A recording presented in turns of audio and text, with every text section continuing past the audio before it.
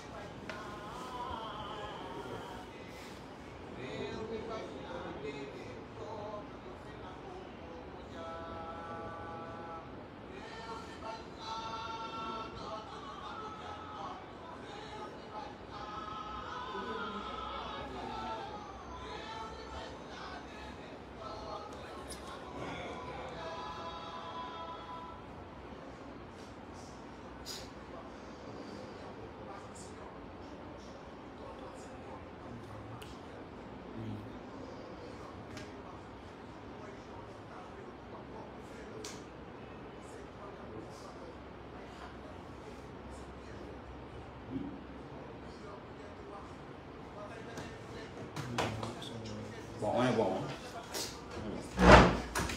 Voilà. Qui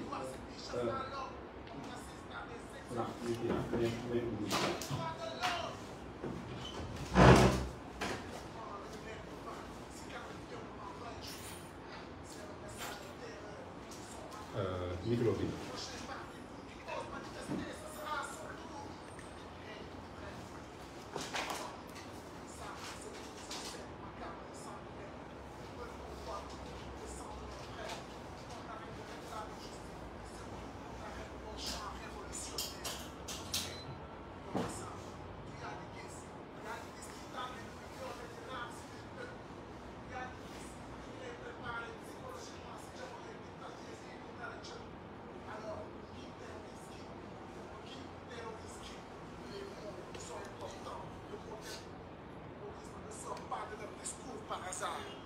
Tous les leaders d'opinion et les presses les plus libres sont sous leur radar. Pourquoi ceux qui sont assis sur notre pétrole parlent de terrorisme quand le peuple s'exprime? Et toi, t'es dans leur camp? T'es avec eux, hein? T'es avec ceux qui nous oppriment? La balle est dans ton camp. Les armes sont dans leurs mains. Et les balles sont dans nos cœurs. Et les balles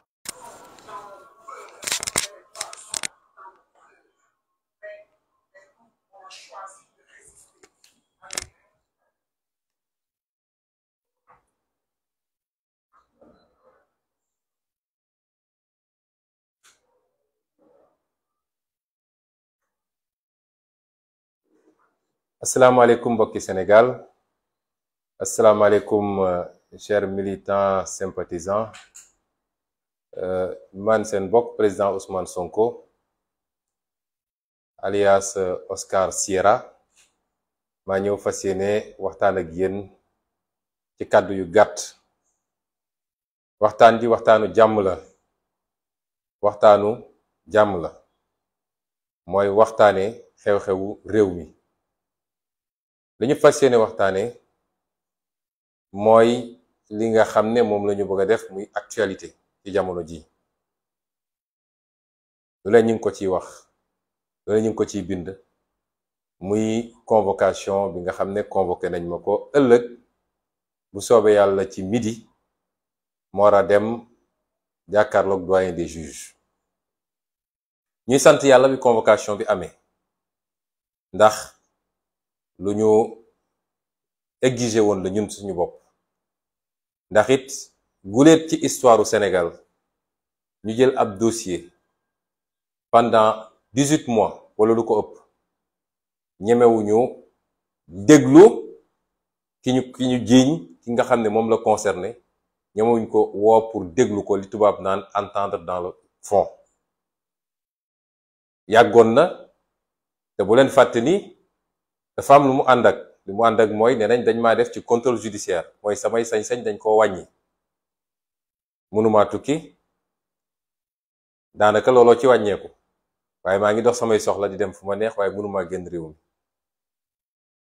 diggante boobu léegi lu ne xew na fi ndax def nañ fi ñaari élection yépp ma nekkoon ci candidat jiite ay liste ngeen wóoluñu yéen sénégalais yi ñoom ci ndam goo xam ne amul na table waaye ba tey wooguñ ñu woon pour wax ak ñun kon tey bu amee dañuy sant yàlla waaye balaa may dugg ci sujet bi damay njëkk a gërëm sénégalais yi ndax bi mbir mi amee léegi sama téléphone sax dama ko mujj tëj fu ne du sénégalais ordinaire du góor du jigéen du xale du ndaw du kilifa diine du haut fonctionnaire fu ne la nit di wootee di nemmeeku di solidariser wu ak surtout di manifester njàqareem may remercier ñi nga xam ne ñoom laa bokkal ci géew politique bi muy li ñuy wax Yewwi Askan Wi rawatina la conférence des leaders nga xam ne tey ci suba def nañu waxtaan bu am solo wax ak sénégalais yi ñu bari ci ñoom nekkoon ci ay yitte bitim réew sax ku mel ni Khalifa Ababacar Sall wala ku ci mel ni Déthié Fall président Déthié Fall waaye dañoo dagg liñ doon def ñëw donte ci waxtaan nee naa leen jaru ko aajowu ko waaye bàyyi nañu lépp dagg billet avion def lu mat 6000 kilomètres pour ñëw teewe ñu ngi leen di gërëm ñoom ak ñeneen ñëpp ñoom Aïda Mbodj ñoom Cheikh Tidiane Dièye ñoom Cheikh Tidiane Youm ñoom Maymouna Bousso ñoom Moussa Tine doyen Habib Sy Dianté vraiment ku lim juum waaye conférence des leaders yépp ñu ngi leen di gërëm leen sant seen taxawaay di gërëm it sama grand frère Malick Gakou ci taxawaay bi mu ci am ci ay communication yu mu defagum waaye di gërëm ñaar ñoo xam ne bokkuñu ci mbootaayu politique waaye ñu am ci taxawaay wax ci muy professeur monsieur le ministre Mary Teuw Niane ak procureur Aliou Ndao nga xam ne xamantewuñu ci jëmm sax waaye ñëpp gis nañu taxawaayam ñu ko ciy gërëm ci taxawaay bi waaye surtout yéen waa askanu Sénégal yépp léeg-léeg damay toog ba si yàgg ma ne man lan laa defal askanu Sénégal ndax bu dara amee ba ñu tudd ci Ousmane Sonko ni ci nit ñi di manifester woo dafa jéggi dayoo amuñu seen fay ñu ngi leen di gërëm bu loolu weesoo nag ñu fàttali leen ndax wax ji bari na waaye dama bëgg a dalal xelu ñépp lii lu ñu bëggoon ñun la suñu bopp fàttaliku leen ay weer ci gannaaw def naa fi benn émission ak ay journalistes demoon ba ne leen fileeg moom doyen des juges woowu ma déglu ma dootuma sax signé cahier bi te noonu laa ko doxalee woon moo tax fan yi bu mu demee ba jàpp date ba ñu yëgal ma ko laa dem def la ma war a def kon ku tolloon foofu xam ngeen ni moom yàkkamti woon na da ngay dégg waa boor bële suñuy wax bëgg a ëlëmal xelu Sénégal yi naan waaw li tax muy daw moom na dem uyu waaye man duma convoqué sama bopp doyen des juges moo mun a convoqué mënumaa xëy yenn samay bagage dajale samay avocat ne maa ngi dem tribunal kon su yéexoon ci ñoom la yéexee waaye ñun lii lu ñu yàkkamti woon la am na tey lu ne ñu ngi ko ciy wax may dalal xelu Sénégalais yépp amul lu gën a ordinaire lii bu ëllëgee bu soobee yàlla dinañu xëy dem jàkkaarloog doyen des juges wax ak moom li ñuy wax ak moom ñibbi si fanaan suñu biir kër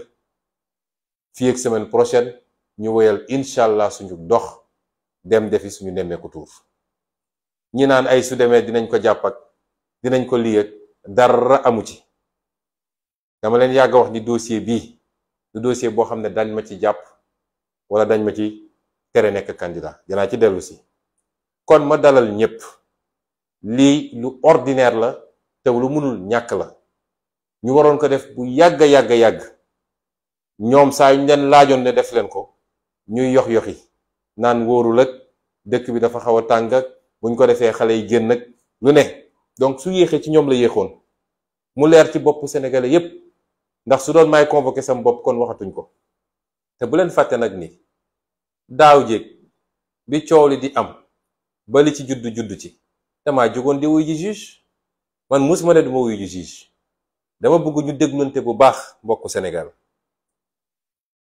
bi ñu njëkkee ñëw ne ma da ngay ñëw par force man leen duma ñëw ndax dama am immunité dama am malaanu kiiraay boo xam ne député bu ne da koo am te loolu tant que teggiwuñu ko gendarmerie mënumaa convoqué donc duma dem section recherche looloo andi woon coow li bi ñu ñëwee ne dañ may jël ci forcé xale yi taxaw ne du fi amee moo njëkkoon andi problème bi amoon sama buntu kër bi ñu xamee du sotti ñu delluwaat dellu assemblée nationale donte niñ ko defee jaarul yoon yéen ñëpp xam ngeen ko waaye ñu dem fexe ba ne mbalaanu kiiraay bi yëkkati nañ ko bi ñu dellu see ñëpp naan du dem ak dina dem ak dëkk bi taxaw kenn noo yootewul bi ñu toogee ba ñu ne ëllëg la mbir mi laa tax def sama kër laa toog def sama live ne leen bu subaa incha allah 9h dinaa wuyu ji kon damaa jóg dekk ci tànk wuyu ñun lànk ne duma wuyu ji looloo andi coow leeg njombeli ba li ci juddu ci kon ñun musuñoo ragal uyu juge musuñoo daw uyu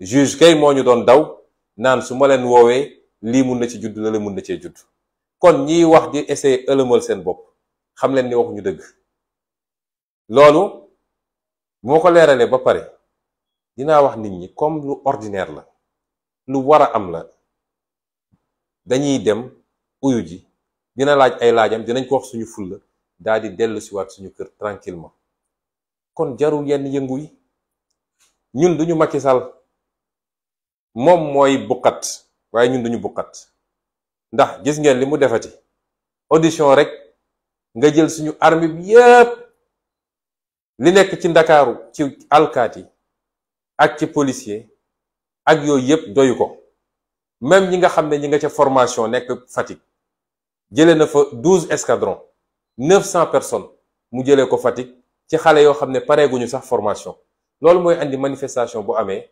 yenn jéye di am ndax kuy formé wu pareegul mokkalagul sax nu ñuy yoree arme nga jëli ko andi ci loo xam ne audition kese la mi ngi mel ni Sénégal fi mu ne nii moo raw Mogadiscio mi ngi mel ni guerre civile la ñu nekk ci ab Ousmane Sonko bu war a dem uyu ji juge wax ak moom nuy wax ak moom ñibbisi man léeg-léeg damay toog ba si yàgg reetaan jàpp ma dama naan Sonko bëri nga doole de wala Oscar Sierra bokk bëri nga doole ndax boo sëqatee sax waa ji mobiliser armée yëpp ba pare jël avion daw léegi arabe la nee na ligue arabe la dem sommet ligue arabe jël na avion daw conseil des ministres amul loolu yëpp lu ko fi jar kon ñun duñu moom moo tax li may ñaan sénégalais yëpp seen yéeg-yéeg xam naa ko te sori na ci man waaye dama leen di ñaan ngeen dal ndax nous avons un excellent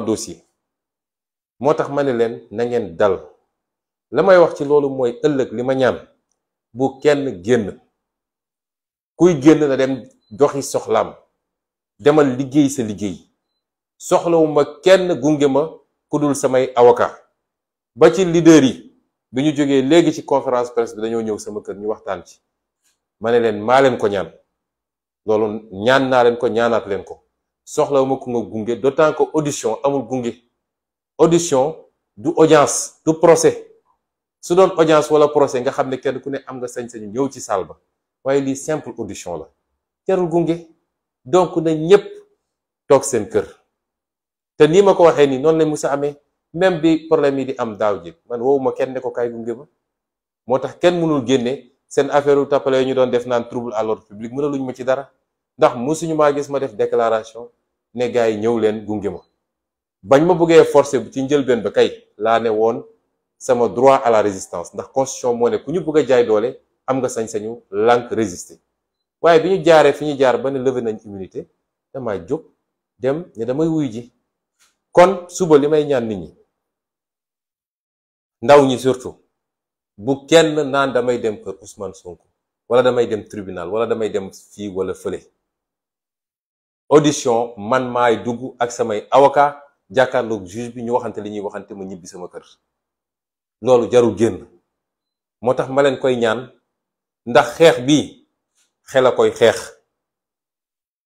bi xadar xeexu ko xadar mooy mujje ci xeex bi waaye li koy jiitu xel la ñiñ ko seqal rek dañoo jàpp ni mën nañ def stratégie xam nañ ni amuñ dara ci dossier bi waaye dinañu créer ay provocation ndaw ñi nga xam ne léeg-léeg dañuy xër trop tàbb ci ñu mën a génne dossier ci biir dossier bi wala ñu mën a jaare foofu essayer naan dañuy teg loxo ñenn ñi te loolu jaru ko loolu mi ngi suñu kanam dinaa ci ñëw moo tax ma ñaan leen ne leen lii lu banal la gàcce lay doon ci moom mu dajale li ñu am yépp ci gendarme ak alkaati ñii mu jëlee leen ci région yi fu ne yàq xaalis bu dul jeex ci ay carburant ak ay prime ñëw ba fii ñépp dëdd ko romb dem def doxi seen soxla loolu mooy doon gàcce gi. moo tax ma ñaanaat ko ak kum munti doon ëllëg du dara lu ordinaire la yeggaguñu ci dossier bi kon na ñépp doxi seen soxla ku dul amul soxla na nga toog sa biir kër ñu dem defi suñu audition ñibbisi te bu ñu ñibbisee dinaa dellu si waat nag ci loo xam ne lu yaatu la def benn point de presse waxtaan ak sénégalais yi nag ci dossier bi parce que foofu la ñuy toll après bu ñu ñibbisee dinaa leen wax kañ la dajale ñépp waxtaan ak sénégalais ci dossier ba ngeen xam ni complot bu ñàkk fayda ba pare ay kilifa yu mag a mag ci réew mi seen loxo takk ci rip te ñu am ci firnde loolu lañu jàkkaarloog fi mu toll nii loolu yeggaguñ ci li am solo mooy suñu demee def suñu audition ba ñëw nañu seetaan suñu gaay fu ñuy mujje nañu seetaan fu bët di mujjee gi wandentam ndax sàcc ndënd yomb na trop waaye fu ma koy tëggee looloo jafe ma baamuwaat ne leen dossier bi mënuma cee dem kaso dossier bi mënuma tere nekk candidat 2024 bu dee nag ci loolu lañu bëgg a jëm lii ngeen di ruumanaat li leen mbir mi jaral ak xeex yi ngeen di waajal foofu lañ koy xeexee waaye du léegi moo tax ma ne leen bu leen yàkkamti jamono jële def naa benn live ne leen xeex kenn du ko xeex te ñoragul te ñoom ci seen stratégie ci loolu lañu ne waa ji xam ne ni jeexal na takk biir njabootam sax tas na mil lu dul ñi muy fay xaalis ñuy wër ci télé ak rajo yi di saaga amul kenn kuy nit ku baax koo xam ne tey mi ngi ci biir njabootam sénégalais yi dëdd nañ ko won nañ ko gannaaw te ñaari élection yi fi weesu passé na ko ndax ku jógee 65% tey nga nekk 45% xaw ma 46% jeexal nga takk ci réew mi moom loolu xam na ko moo leen ko gën a xam yéen ñëpp waaye ku mu yóbbaale la bëgg déglu leen ma bu baax de dama leen di wax waxu xel fi mu ne nii dañoo nekk ci phase guerre tactique stratégie boo ko dul def doo egg fi nga bëgg a jëm même ñi nga xam ne nitu diina lañ dañoo def stratégie ba yegg fi ñu yegg kon moom ku mu yóbbaale la bëgg yaa 2 ans laa leen njëkk a génneel théorie la stratégie du chaos mooy nu muy def ba réew mi jaxasoo rek xeex am fu ne guerre civile sax am si mu profitoo ci ñun waruñu ko topp ci loolu te war nañoo góorgóorlu ngalawaay ba su dee jàmmarloo dafa war a amati mu doon bu mujjee ci jàmmarloo yi fi ma jaar yépp dama wax ni ñun jàmm lañu bëgg jàmm lañuy dox kenn musul gis ñu jóg dem dóor kenn musul gis ñu jóg saaga kenn musul gis ñu gaañ kenn musul gis ñu rey kenn musul gis ñu tëj kaso kenn te loolu lépp ñu ngi ñu koy def bis bu ne ñépp teg ci bët kilifaak sénégalais ordinaire xanaa kay ñeme koo wax wala bañ koo ñeme wax ku bëgg jàmm du weesuwul loolu ñoo ngi jóg sol suñu dàll dem di seeti sénégalais di waxtaan ak ñoom di leen waxtaan ci suñu gis-gis ak suñu programme di leen waxtaan di leen déglu ci seeni jafe-jafe di leen wax li tax réew mi doxul ci yorin gu ñaaw ak ni ñu taylee suñu réew jox ko tubaab yi ak ni ñuy sàccee xaalisu réew mi di ko séddoo ku bëgg jàmm dina doxee noonu ku bëggul jàmm dina doxee noonu ci jàmm ak salaam te gis ngeen fu ñu dem ñu jël ay nit fay leen naan leen songu leen saaga leen xas leen sànni leen xeer kon ñun jàmm lañu bëgg te ñaan nañu yàlla réew bu naree tegu suñu réew suñu loxo na doon ci jàmm ndax réew mu tasaaroo boo ci jotee it di nga def 5 ans mandat nooy def ba réew mi defaruwaat ba réew mi nekkaat ci jàmm waaye doo liggéey kon ñun jàmm rek lañu dox te nitu fitna ci réew mi kenn la te ñépp xam nañ ko benn nitu fitna moo fi nekk fukki at yaa ngi tëjaate yaa ngi dóoraate yaa ngi reyaate yaa ngi gaañate yaa ngi sosal nit ñi fukki at ci loolu Sénégal yépp teg ci seen bët kon dama ne waxtu wi jotagul na ñépp tey te dal waaye bis bu ñu bëggee yegg fenn fi bu soobee yàlla lim leen ko jaral rek dinañu jaral lu ko ëpp téeméeri junni yoon ndax ku xool nii ñuy def nii xam ni waa ji amul doole de day nappaate ndax bu dee audition rek dara yëngatoogul nga dem sax ba ci ay élèves yu nekk formation nga dem jëli leen mooy day essayer xëbal Sénégalais yi. gis nga bi ñuy wax affaire budget bi waxuñu budget mbay de waxuñu budget sàmm waxuñu budget paj mi li ñu njëkk a wax mooy 300 xaw ma ñaata milliards pour alkaati yi mun a dóor nit ñi. loolu yépp ci bataille psychologique bi la pour napp Sénégalais yi pour gëmloo ni waa ji yor na loo xam ne waaye lu raw mars moo fi nekk ci jamono ji yëg na ko yëgu ko moo fi nekk. teyit alkaati yi mu yaakaar alkaati yooyu ay sénégalais ñi ñëpp gis nga Donald Trump bi mu bëggee jaxase élection bi bëgg a bañ ne du delloo pouvoir bi chef d'état-major des armées moo ko ne ñun ay républicain lañu da ngay delloo nguur gi wala ñu jëlee la fi. loolu mooy armée république bi la fi nekkal fi Macky Sall de bu Macky Sall demee ba naroo waroog askan dem ba bëgg a noot askanam dem ba bëgg a rey askanam day jaadu waa armée taxaw ne ko lii du fi amee te gëm naa ni bis bu ñu tollee foofu mu war ko defee noonu dina demee noonu. moo tax ñu ne leen nañu ànd ak tey ak dal dem audition dellu ci jàmm waxtaan ak sénégalais ci li xew ci dossier bi daal di jóge foofu dellu def suñu nemmeeku tour waajal 2024 lii moo fi am leneen amu fi. may wax nag ni buñ ci tollee nañuy déglonte déglu leen ñu dañuy ñaan ngeen dégluñu. il faut que ñu am discipline parce que léeg-léeg moo ñuy xaw a manqué ku nekk day jóg dañu damay def lii ñoom ci yooyu la ñuy profito di jàpp suñuy nit benn benn loolu nañ ko moytu nañuy dégluwante am discipline ni armée amee discipline.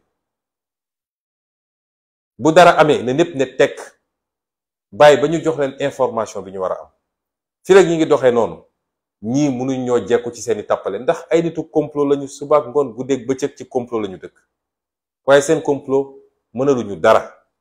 kon loolu la ñuy ñaan militants yi ak sympathisants yi di ko ñaan sénégalais yépp ndax mbir mi jeex na ba noppi de ku ñu joxoon 12 ans ñu jox la fukki at ak ñaar nga def fukki at ak genn wàll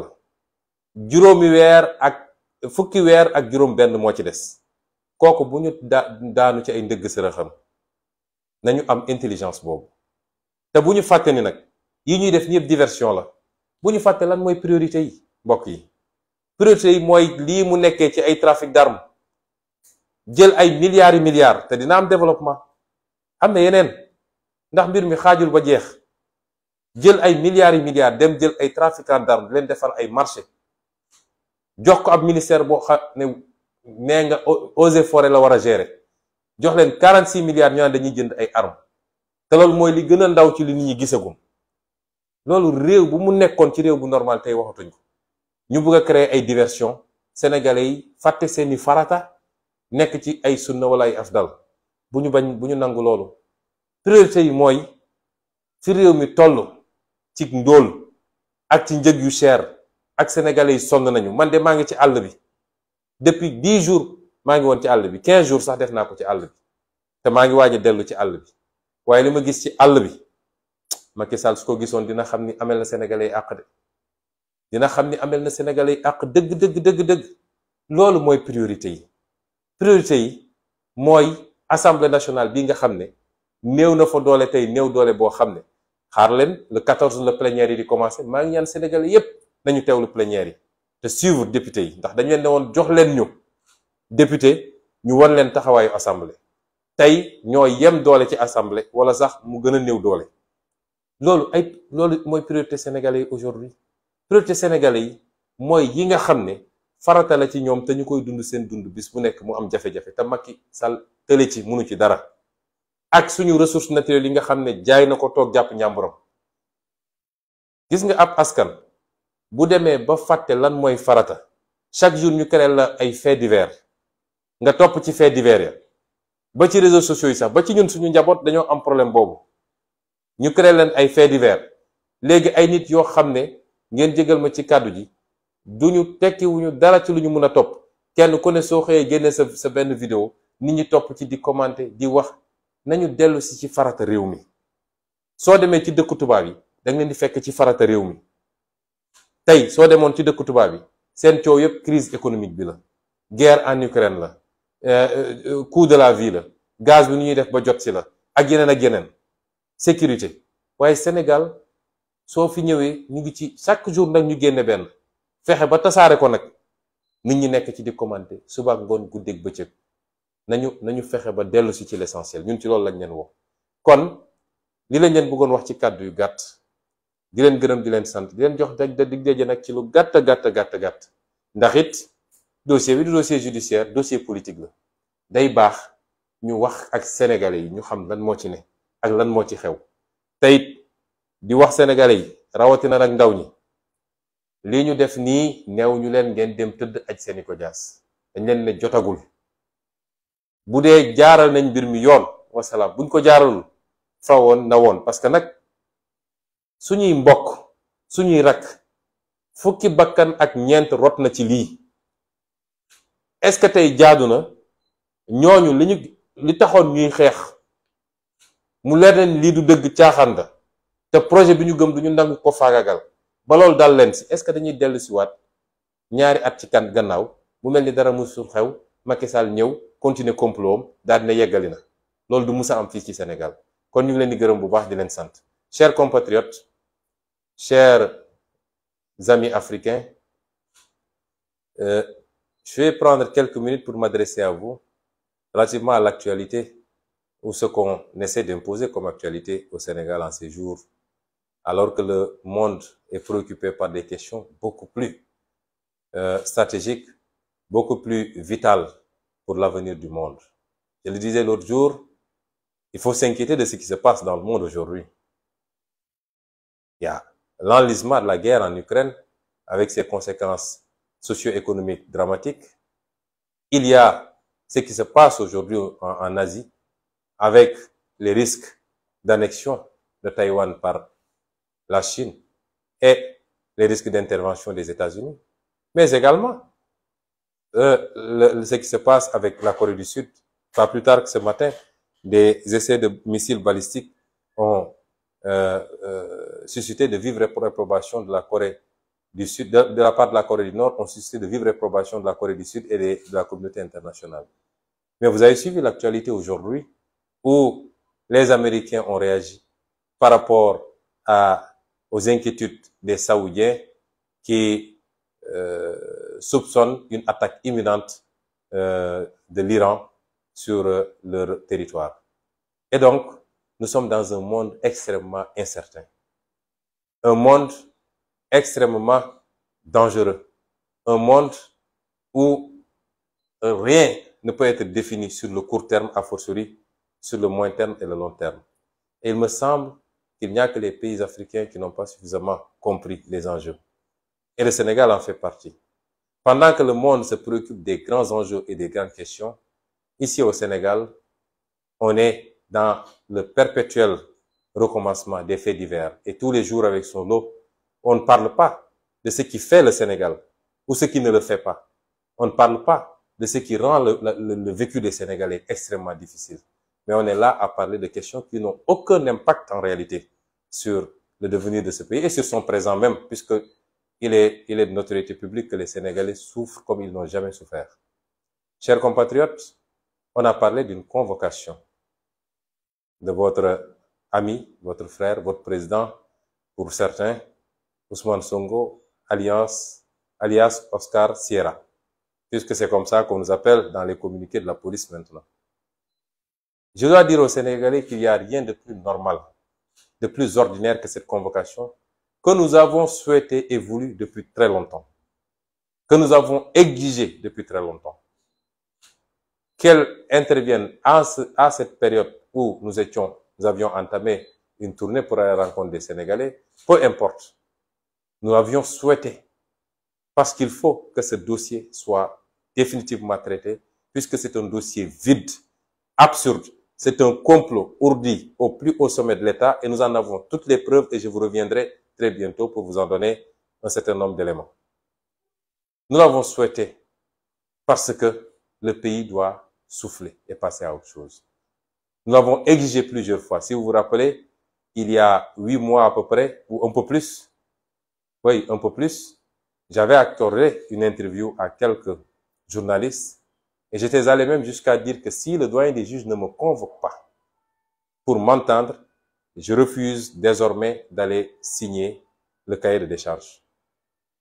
Puisque quand vous êtes sous contrôle judiciaire, vous êtes assujetti à un certain nombre d'obligations.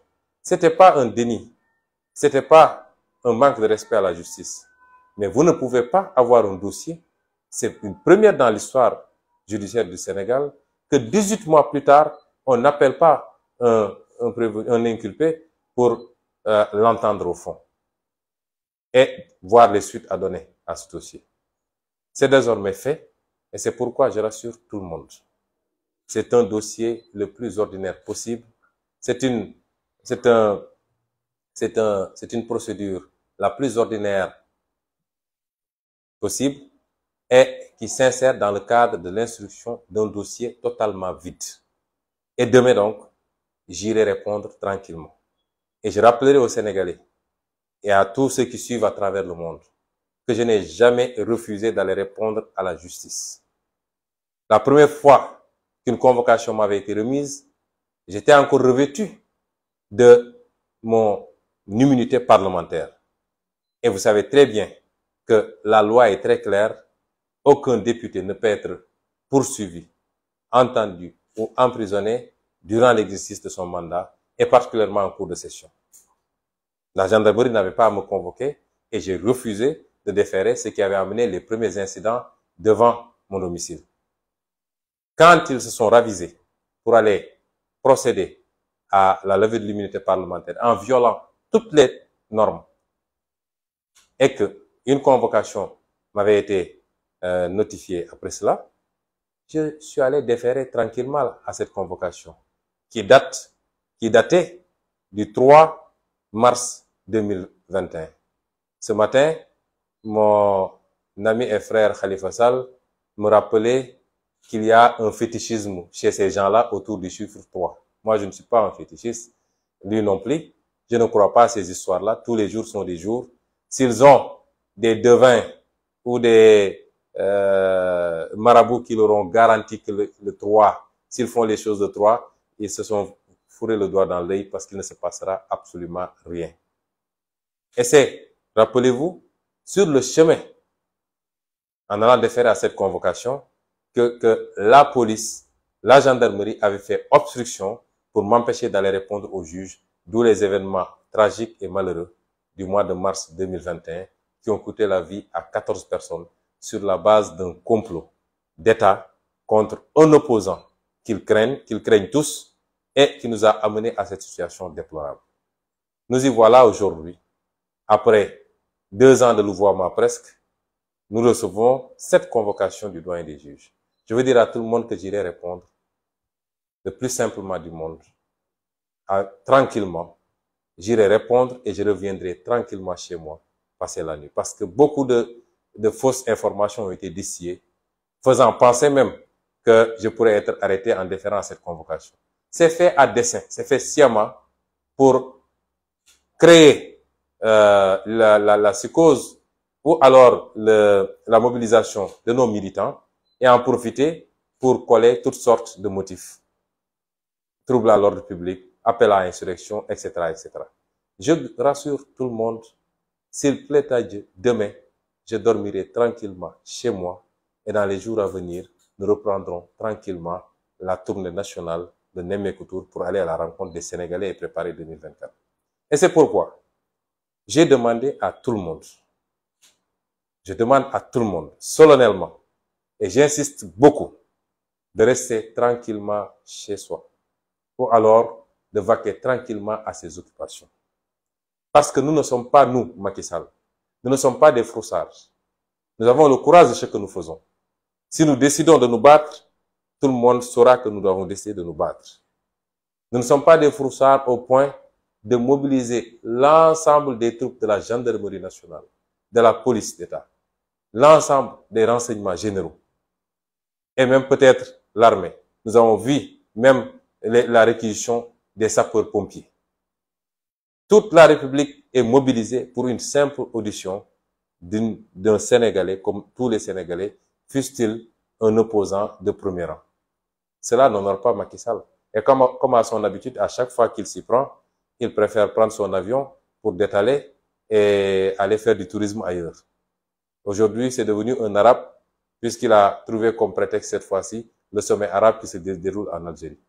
Nous ne sommes pas ce monsieur qui, même abrité derrière ses forces de défense et de sécurité, demeure un peureux. Nous ne sommes pas des peureux. Nous n'avons ni armée, ni police, ni gendarmerie. Mais si nous décidons de nous battre, nous assumerons. Advienne que pourra. Nous n'en sommes pas là, chers compatriotes. Et c'est pourquoi je vous demande solennellement de vaquer à vos occupations, de ne pas venir chez moi, ni au tribunal, de ne pas vous attrouper, parce que c'est une procédure ordinaire. Ça ne se jouera pas demain. Restez à notre écoute et suivons l'évolution de ce dossier. Parce que je vous ai toujours dit qu'ils ne pourront jamais. Ils sont tout le temps dans leur laboratoire en train de comploter et de voir les versions. Ils ne pourront jamais m'atteindre avec ce dossier, ni m'emprisonner, ni m'empêcher d'être candidat en 2024. Jamais de la vie. Ce combat, vous l'avez gagné, vous, le peuple sénégalais. Vous l'avez gagné en mars 2021. Parce que c'est en mars 2021 qu'ils ont perdu ce dossier. Parce que si leur stratégie avait marché, j'aurais été arrêté dès le premier jour si je m'étais présenté à la gendarmerie. C'était les consignes du procureur Serigne Bassirou Gueye. Et lui, je reviendrai sur lui très largement quand je vais venir vous parler du dossier. Parce qu'il fait partie des comploteurs. Il avait donné des instructions pour que je sois arrêté dès que j'arrive. Il avait dit au commandant Beng, je sais qu'il va venir parce qu'il est trop fier. Il va venir. Dès qu'il vient, auditionnez-le et décernez le mandat de dépôt.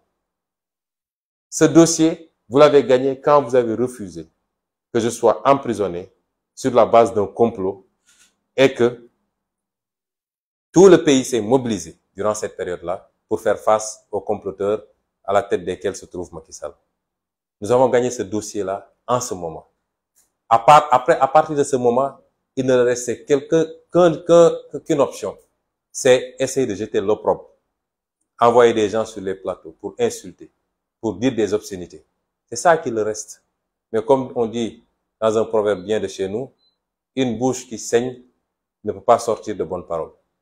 Et c'est pourquoi je vous dis, nous n'avons pas à tomber dans le piège de Macky Sall. Ce monsieur est fini. Il lui reste 16 mois à la tête de ce pays et il partira.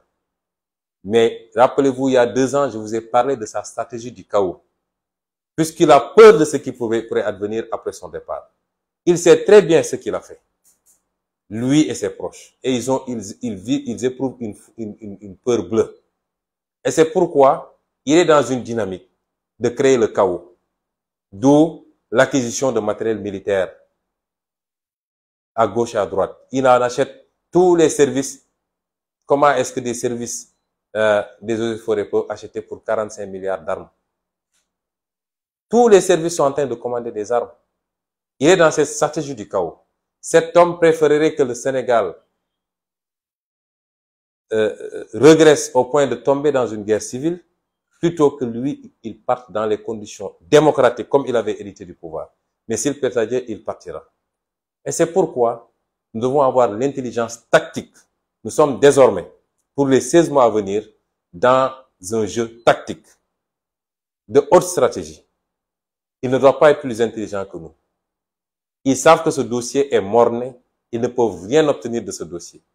Mais ils vont créer des situations pour pouvoir faire naître de ce dossier d'autres dossiers. Et invoquer parce qu'ils l'avaient fait déjà au mois de mars. C'est parce qu'il y a eu la pression populaire qu'ils ont reculé. Mais rappelez-vous, il y avait un dossier contre moi d'appel à insurrection. Un dossier d'atteinte à la sûreté de l'État. Un dossier de trouble à l'ordre public, si vous vous rappelez. Et donc, ils sont dans cette stratégie-là. Et c'est pourquoi je demande aux Sénégalais de ne pas tomber dans ce piège. Laissons les choses se faire naturellement. Le moment venu, nous ne le souhaitons pas. Nous souhaitons que les choses se passent de manière pacifique. C'est ça la marque de fabrique du Sénégal. Nous souhaitons que nous puissions aller vers une transition démocratique, douce, apaisée, à l'issue d'élections libres et transparentes, qui auront permis aux Sénégalais de choisir librement leur candidat. Et aucun candidat ne sera écarté de cette élection. Parce qu'on n'acceptera plus que Macky Sall ait à choisir qui doit être candidat et qui ne doit pas l'être. C'est ce que nous souhaitons pour ce pays. Et c'est ce que tous les Sénégalais souhaitent. Et c'est pourquoi ces combats-là ne sont pas des combats des acteurs politiques. C'est les combats de tous les Sénégalais. Parce que je dis tout le temps aux Sénégalais, si tous les Sénégalais se levaient comme un seul homme pour dire à Macky Sall, basta, je peux vous jurer que Macky Sall cessera de faire ce qu'il fait. Mais tant qu'on sera dans cette dynamique où les gens posent des pions, avancent, tout le monde sait qu'on va vers la mauvaise direction, mais on ne réagit pas, jusqu'à atteindre la ligne rouge, malheureusement, on risque d'en payer le plus cher. Et c'est pourquoi nous nous disons simplement que nous nous souhaitons que la paix pour ce pays. Parce que quand vous avez des ambitions aussi nobles et aussi importantes que de diriger un pays, vous ne pouvez pas souhaiter hériter de ce pays en lambris. Vous ne pouvez pas souhaiter hériter de ce pays cassé en 1000 morceaux ou en guerre civile. Vous souhaiterez hériter de ce pays dans la stabilité, la paix et la tranquillité pour vous permettre dès les premiers jours d'appliquer vos idées et de travailler rapidement à avoir des résultats pour le peuple sénégalais. Et c'est ce que nous souhaitons. Mais si on nous pousse à bout, j'ai toujours dit que la résistance est un droit constitutionnel. Et là, on est dans une posture défensive. La résistance est un droit constitutionnel. Et c'est pourquoi je dis aux Sénégalais, restez vigilants, restez mobilisés, restez concentrés, mais gardons notre sang-froid. Le moment venu, tout le monde saura que le moment est venu. J'ai dit que de ce dossier, il ne peut rien sortir qui puisse entraver notre marche politique, qui puisse entraver ou qui puisse compromettre le projet que nous partageons en commun et qui est porté par tous les Sénégalais, qui a suscité l'espoir, qui a ressuscité même l'espoir. Parce qu'il faut le dire, les Sénégalais avaient cessé d'avoir espoir avec les échecs de Macky Sall et ses reniements. Et ce projet, il est sacré, non pas par rapport à la personne d'Ousmane Sonko, mais parce que si on rate ce virage, si on rate ce tournant, le monde étant ce qu'il est aujourd'hui, comprenez que c'est encore des décennies et des décennies de domination et de souffrance pour notre peuple. C'est une occasion unique pour nous libérer. Et c'est pourquoi j'insiste sur la stratégie. Écoutez-nous, soyez patients et développons notre stratégie pour contrer la leur. Et je ne pourrais terminer sans rappeler quelles sont nos priorités. Parce qu'il ne faut pas qu'on se perde.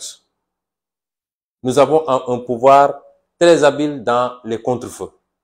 À chaque fois qu'il est dos au mur, il allume des contre-feux. Et beaucoup de Sénégalais mordent à l'hameçon. Parce que j'ai l'impression que nous sommes très friands de faits divers. Partout dans le monde, les gens aujourd'hui posent les enjeux géostratégiques. L'incertitude pour l'avenir du monde. Les gens sont préoccupés. Quand vous suivez les télévisions occidentales, on vous parle du prix du gaz. On vous parle du prix de l'essence à la pompe. On vous parle de politique fiscale. On vous parle de politique agricole. On vous parle de sécurité. C'est ça les débats. Mais quand vous revenez dans nos pays, tous les débats tournent autour de personnes. Des injures, des insultes. Les gens aiment inviter des gens pour qu'ils insultent simplement. Voilà ce à quoi Macky Sall a réduit ce pays en 10 ans d'exercice du pouvoir. N'oublions pas que nos priorités, c'est les scandales du régime de Macky Sall. Et le dernier en date, c'est ces 45 milliards d'achats d'armes par le ministère de l'Environnement, qui n'en est pas habilité, et en tout cas qui n'a pas besoin de toutes ces armes-là, et commandé à un fournisseur réputé être un trafiquant d'armes recherché même chez lui. Et c'est sur le gâteau. Tout ça découle de ses relations avec une certaine famille israélienne. On y reviendra plus largement. Ce pays est en danger et les Sénégalais ne le savent pas. Parce que Macky Sall, dans son obsession de rester au pouvoir, dans sa boulimie du pouvoir, mais par rapport à des pratiques malsaines, est allé faire des alliances avec le diable. Et vous ne pouvez pas savoir l'ampleur de ce phénomène. Vous ne pouvez pas savoir. Les Sénégalais devraient avoir peur de ce qui se passe. Parce qu'il y a des milieux, quand vous y mettez le pied, c'est un engrenage. Et ces gens-là ne vous lâcheront jamais plus. C'est des gens qui peuvent déstabiliser un pays, qui peuvent fomenter des mouvements, qui peuvent armer des rébellions et des mouvements insurrectionnels. C'est des gens qui peuvent fomenter des coups d'État même. Et aujourd'hui, il faut avoir peur pour notre pays. Et c'est pourquoi l'enjeu de 2024 est capital. Nos priorités aujourd'hui, c'est le coût de la vie. Mais les Sénégalais souffrent. Quand on vous dit que désormais le kilo de maïs, le kilo de mil est à 600 francs ou 700 francs même dans certaines zones. Le riz, n'en parlons pas. L'eau, l'électricité. Les gens ne se soignent pas. L'agriculture est par terre. Je viens d'une tournée dans le monde rural. Ils n'ont pas de semences. Ils n'ont pas d'engrais. Et quand ils terminent, ils ne trouvent pas de clients ou alors on leur donne des prix très faibles. Et ces gens-là souffrent dans la dignité. Quelquefois, ils ont du mal à plier les 2 repas. Voilà la situation du Sénégal. Voilà nos priorités. Nos ressources naturelles dans un contexte mondial qui est ce qu'il est. Et tous les prédateurs ont les yeux rivés aujourd'hui sur le Sénégal. Et Macky Sall en a déjà satisfait beaucoup parmi eux. Voilà nos priorités. Et voilà pourquoi l'enjeu de 2024 est un enjeu capital pour notre pays. Et n'oublions pas, n'acceptons pas qu'on nous détourne et qu'on nous divertisse. Ce qui s'est passé est une bonne chose, au moins sous l'angle de la possibilité que ça nous a donné de jauger et de voir. Parce que pour une simple audition, Macky Sall a dû rameuter tout ce qu'il compte comme force de défense et de sécurité, jusqu'aux sapeurs-pompiers. Il a même mobilisé les jeunes qui sont en formation à Fatick, qui n'ont même pas terminé, 12 escadrons de jeunes non formés qui vont venir. Et c'est pourquoi il y a tout le temps des bavures quand il y a des manifestations, parce qu'on prend des gens qui ne sont pas préparés. Mais ce qu'on doit retenir comme enseignement de tout ça, c'est que malgré les intimidations, il se bombe le torse. À chaque petit événement, il sort des chars à tous les coins du Sénégal pour essayer d'intimider les Sénégalais. Malgré tout ça, il n'a pas les moyens de faire face à un peuple qui n'en veut plus. Il ne peut pas faire face à un peuple déterminé à lutter contre la tyrannie, les tentatives dictatoriales et la prévarication de ses ressources. Il n'a pas ces moyens-là. Et au moins ça aura servi à cela. Je ne terminerai pas sans remercier un certain nombre de personnes, le peuple sénégalais dans sa globalité. Parce que depuis quelques jours, vous ne pouvez pas imaginer ce que je reçois comme message, comme appel. J'ai dû même éteindre mon téléphone. Je sais que le peuple sénégalais nous porte dans son cœur. Je veux rassurer ce peuple que si on se bat, si on est prêt à donner notre vie, c'est par amour pour ce peuple. Particulièrement les jeunes qui méritent mieux que le sort qu'ils vivent actuellement. Je veux dire à ce peuple que notre combat n'est pas un combat pour être élu président de la République. Non. C'est pas un combat pour aller chercher quelque chose en termes d'avantages personnels. Non. Ce combat est un combat fondamentalement patriotique. Parce que nous sommes convaincus que nous avons les moyens de récupérer notre destin national. Nous avons les moyens de nous réapproprier notre souveraineté. Nous avons les moyens de faire beaucoup mieux et beaucoup plus pour chacun et chacune des Sénégalais et des Sénégalaises. Voilà le fondement de notre combat. Et Dieu ne triche jamais. Si le peuple est très attaché à notre personne, c'est parce que le peuple sent que notre combat est très sincère. Je voudrais remercier également la conférence des leaders de Yewwi Askan Wi, qui a été formidable. Certains ont dû suspendre leurs activités à l'étranger, Khalifa Sall, Déthié Fall, pour faire plus de 6000 km et venir aujourd'hui se mettre à notre côté, même si j'avais insisté pour leur demander de continuer leurs activités. Tous ceux qui étaient là aujourd'hui, lors de la conférence de presse, les Aïda Mbodj, les Maïmouna Bousso, Cheikh Tidiane Youm, Cheikh Tidiane Dièye, Moussa Tine, le doyen Habib Sy, mon frère Dianté, je vous remercie. Le parti vous remercie. Les Sénégalais vous remercient pour cette loyauté dans le compagnonnage. Les gens ne savent pas la nature des relations qui nous lient. C'est pourquoi ils peuvent épiloguer souvent pensant pouvoir créer le hiatus entre nous. Je remercierai également mon frère Barthélémy Diaz qui est revenu depuis 3 jours et qui s'est immédiatement enquéri la situation et qui, n'eût été mon message, aurait été demain à la première heure chez moi. Je remercie le président Malick Gakou qui a pris des positions également, de même que monsieur le ministre, le professeur Mary Teuw Niane et le procureur Alioune Ndao pour leur sollicitude, pour leur solidarité manifestée, même si je ne connais pas encore, je n'ai pas eu encore la chance de connaître le procureur Alioune Ndao. Je veux dire, en tout cas, pour terminer, à tous les Sénégalais, que nous avons une occasion unique avec la mouvance. Ce n'est pas une histoire d'homme, c'est une mouvance. Avec cette mouvance, adossée sur un projet très sérieux et une vision très claire de ce que nous voulons faire, nous avons une opportunité unique d'assurer définitivement et pour la première fois notre souveraineté. Nous n'accepterons jamais, jamais que cela soit compromis. Je vous remercie.